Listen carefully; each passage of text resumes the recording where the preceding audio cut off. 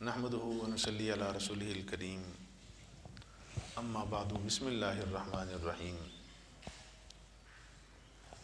قال النبی صلی اللہ علیہ وسلم هو شہر اولہ رحمہ واوسطہ مغفرہ وآخرہ عتق من النار او کما قال علیہ الصلاۃ والسلام۔ حضور نبی کریم صلی اللہ علیہ وآلہ وسلم نے ارشاد فرمایا کہ یہ جو مہینہ ہے رمضان کا، اس کا پہلا حصہ رحمت ہے اور اس کا درمیانی حصہ مغفرت ہے اور اس کا آخری حصہ آگ سے آزادی کا ہے۔ فرمایا کہ پہلا حصہ رحمت ہے، دوسرے لفظوں میں پہلا عشرہ رحمت کا ہوتا ہے۔ اس کا کیا مطلب؟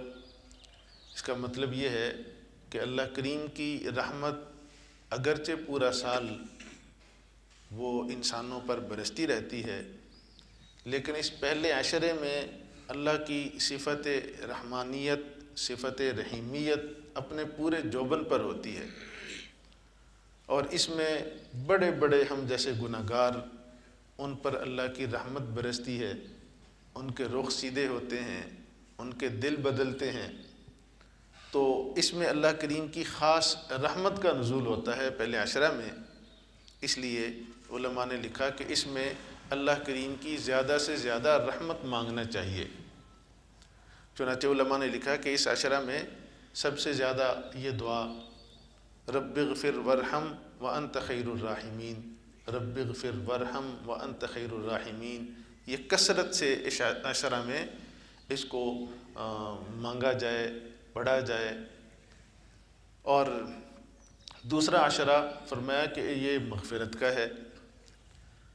اس کا بھی یہی مطلب کہ اللہ کریم پورا سال اپنے بندوں کی مغفرت کرتے رہتے ہیں، لیکن اس دوسرے عشرے میں جو اللہ کی خاص مغفرت ہوتی ہے، اللہ کی صفت غفار، اللہ کی صفت غفوریت، یہ پورے جوبن پر ہوتی ہے۔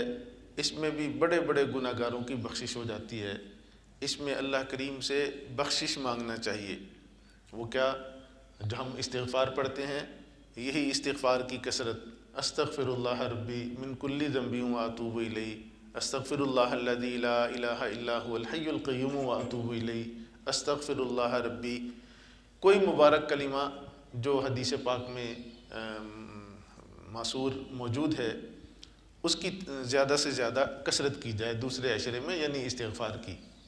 اور تیسرا عشرہ فرمایا آخرہ عتق من النار، یہ جہنم سے آزادی کا ہے، آگ سے آزادی کا ہے۔ تو اس میں اللہ کریم کی صفت منجی اپنے پورے جوبن پر ہوتی ہے۔ اللہ کریم نجات عطا فرماتے ہیں پریشان حال لوگوں کو، تکلیف میں مبتلا لوگوں کو، جن پر جہنم واجب ہو چکی ہے، ان کو نجات ملتی ہے۔ تو فرمایا کہ اس میں اللہ کی صفت منجی پورے جوبن پر ہوتی ہے۔ اس لیے اس آخری عشرہ میں یہ تسبیح اللہم اجرنی من النار، اللہم اجرنی من النار، جس کا معنی ہے اللہ مجھے آگ سے اپنی پناہ میں لے لیجئے۔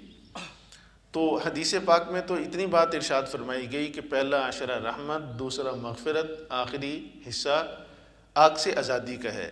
یہ جو تسبیحات ہیں یہ حدیث پاک میں موجود نہیں ہیں۔ یہ علماء نے پھر اس کے مطابق اس کی تشخیص فرمائی۔ ان تسبیحات کو سنت نہیں کہا جا سکتا، لیکن آپ چونکہ رحمت ہے تو رحمت سے متعلقہ دعا کر سکتے ہیں۔ اسی لیے آپ دیکھتے ہیں کہ بعض جگہ یہ تسبیحات کچھ تھوڑی سی مختلف ہوتی ہیں، بعض تھوڑی سی مختلف ہوتی ہیں، کوئی نہ کوئی ماثور دعا علماء نے اس میں تلقین فرمائی ہے۔ تو ان خاص انہی تسبیحات کو سنت نہ سمجھا جائے۔ رحمت کی دعا جس حدیث میں ہے وہ آپ دعا کر سکتے ہیں پہلے عشرہ میں، دوسرے عشرہ میں مغفرت کی دعا وہ جس حدیث کی دعا کے اندر موجود ہے آپ وہ دعا کر لیں، اور آگ سے پناہ کی، نجات کی آپ دعا مانگ سکتے ہیں۔ تو یہ تین عشرے اس ترتیب سے ہیں۔ تو اسی ترتیب سے اس میں زیادہ سے زیادہ جو اللہ کریم کی خاص صفت جوبن پر ہوتی ہے اسی کی مناسبت سے دعائیں کی جائیں۔ اللہ کریم سے دعا ہے مجھے اور آپ کو توفیق عمل نصیب فرمائے۔